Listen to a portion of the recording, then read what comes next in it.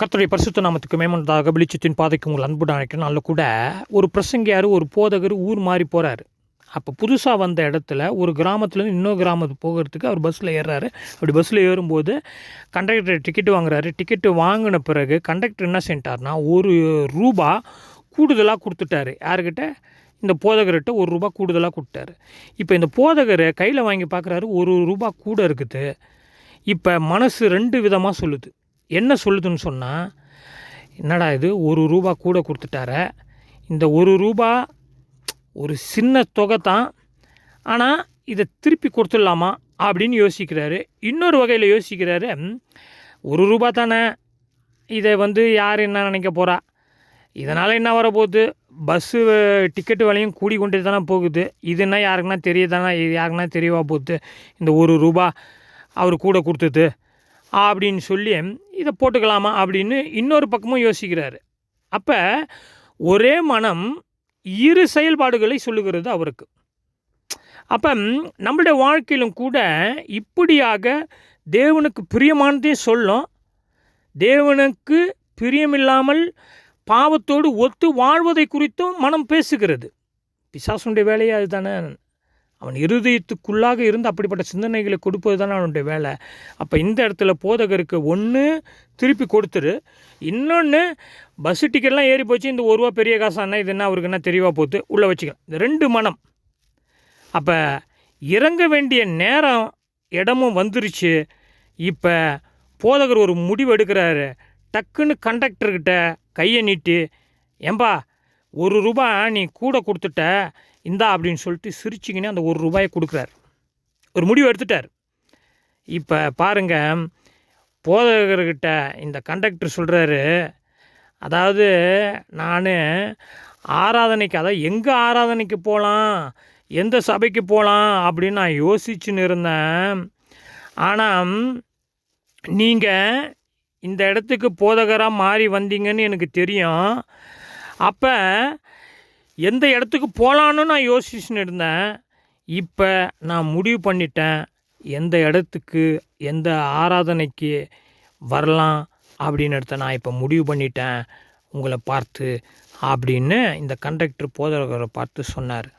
ஏன் இவர் அந்த ₹1 திருப்பி கொடுத்த பிறகு கண்டக்டரு இவருடைய செயல்பாடை கண்டுபிடித்ததை பார்க்க முடிகிறது இந்த சம்பவத்திலேருந்து. இப்போ பிரியமானவரில் இதை கேட்ட உடனே போதகருக்கு ஆடி போயிடுச்சு.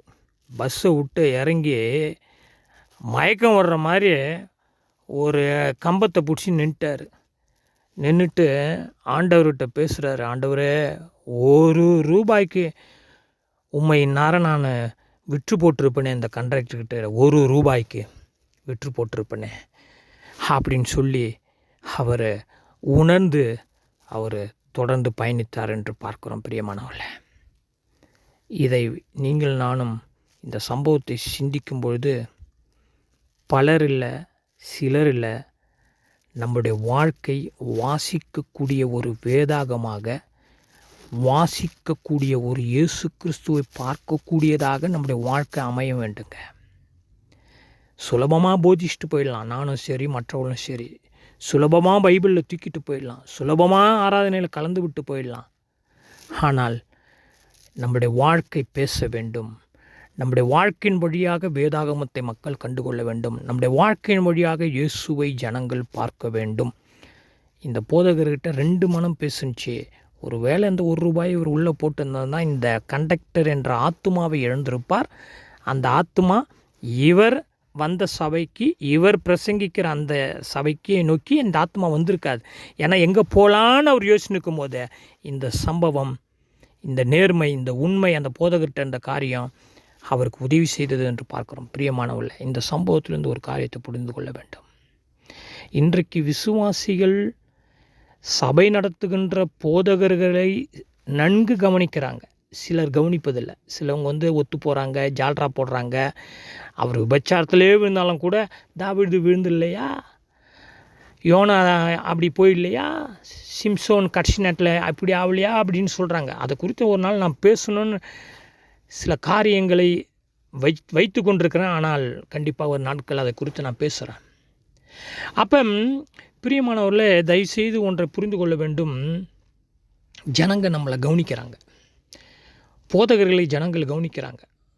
ஒத்து போகிறவங்கள, ஜால்ரா போடுறவங்கள, விபச்சாரமே செஞ்சாலும் அந்த சபையில் இருக்கிறவங்கள, பதவி ஆசை, அரசியல் செய்கிறவங்கள, எல்லாவற்றையும் அனுசரித்து எங்கே போனாலும் அப்படி தான், எல்லா சபையும் அப்படி தான் அப்படின்னு போகிறவங்க, அப்படிப்பட்ட போதகர்களையும் விசுவாசிகள் நம்ம விட்டுருவோம். ஆனால் இந்த போதகர் சொல்கிறாரு, ₹1 உண்மை நான் விற்று போட்டிருப்பேன்னு. பிரியமானவர்களே, இன்று போதகர்களே இயேசுவை எங்கெங்கெல்லாம் விற்று கொண்டிருக்கிறீர்கள்? விசுவாசிகளே, நீங்கள் நானும் இயேசுவெல்லாம் எங்கெங்கெல்லாம் விற்று கொண்டிருக்கிறோம்? ₹1, €1, €10, €2, ஒரு பொருளுக்காக இயேசுவை எங்கெங்கெல்லாம் நாம் விற்று கொண்டிருக்கிறோம்? சில ஆபாச காட்சிகளுக்காக இயேசுவை எங்கெங்கெல்லாம் நம்ம தள்ளிவிட்டோம், விட்டுவிட்டோம். செல்ஃபோன் ஆபாச காட்சிக்காக இயேசுவை எங்கெங்கெல்லாம் மறந்து விட்டோம். யோசித்து பார்க்கணும் பிரியமானவர்களே. அற்ப இன்பம், அற்ப பொருளுக்காக இயேசுவை நாம் விற்று விட்டோமா? தள்ளி விட்டோமா? மறந்து விட்டோமா? ஒதுக்கி விட்டோமா? அவரை கவனிக்காமல் விட்டு விட்டோமா? எனவே பிரியமானவர்களே, சிந்திப்போம். யூதாஸ் காரியத்தை நினைத்து கொள்வோம். ஆண்டவரோடு இருந்தவன் தான். எத்தனை எச்சரிப்பு வந்தது. ஆனால் யோசித்து பாருங்கள், முடிவு எப்படியா போச்சு. இன்றைக்கு நாம் யோசித்து பார்ப்போம். அப்போ அந்த கண்டக்டர் சொன்ன ஒரு காரியம், நான் ஆராதனைக்கு போகிறத நான் முடிவு பண்ணிட்டேன் அப்படின்னா, உங்ககிட்ட ஆராதனைக்கு வருவது நான் முடிவு பண்ணிட்டேன். அப்படிப்பட்ட நேர்மைத்தன்மை போதகர்கிட்ட இருக்கணும். தாழ்மை இருக்கணும், உண்மை இருக்கணும், நேர்மை இருக்கணும். பண விஷயத்துலையும் சரி, செயல்பாட்டிலையும் சரி, கணவன் மனைவி உறவுலையும் சரி, பிள்ளைகளை வளர்க்கின்ற காரியத்திலும் சரி, முன்மாதிரியான ஒரு வாழ்க்கையை பொதுமக்களுக்கு முன்பாக, விசுவாசிகளுக்கு முன்பாக போதகர்கள் காண்பிக்க வேண்டியது மிக மிக அவசியம். அதற்காகத்தான் தேவன் அழைத்தார், அப்படிப்பட்ட பொறுப்பை கொடுத்தார். அப்படிப்பட்ட அழைப்பு பொறுப்பில் அப்படிப்பட்ட தகுதியை வளர்த்து கொள்ள முடியவில்லை என்றால், தகுதி இல்லை என்றால் தயவுசெய்து ஒதுங்கி இருப்பது நல்லது. கண்டிப்பாக ஒதுங்கி இருப்பது ரொம்ப ரொம்ப நல்லது. ஏனென்றால் ஆண்டவர் அதை தெளிவாக பேசுகிறார். ஒருவன் என்னை பின்பற்றி வர விரும்பினால் அப்படி என்று சொன்னார். அது விருப்பத்தோடு, அந்த நேர்மை உண்மையோடு நாம் செயல்பட வேண்டியது அவசியம். துணிகரமாய் செய்தால் பாருங்கள், அப்பரசம் எடுக்கும் போதே தன்னைத்தானே சோதித்து பார்க்க சொல்கிறாரு. அப்போ நம்ம அபாத்திரமாய் கை வைக்கும் போது என்ன நடக்குதுன்னு எச்சரிப்பு கொடுக்குது பைபிள் அப்பரசத்துக்கு.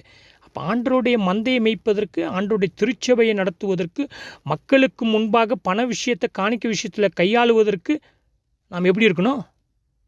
எனவே போதகர்களே, விசுவாசிகளே, நீங்களும் நானும் ஆண்டவரை எங்கெங்கெல்லாம் விற்று விட்டோமோ என்பதை உணர்ந்து சிந்தித்து மனம் திரும்பி ஆண்டவருடைய பாதத்தை பிடித்து கொண்டு, ஆண்டவரே என்னை உடையும், என்னை உருமாற்றும்.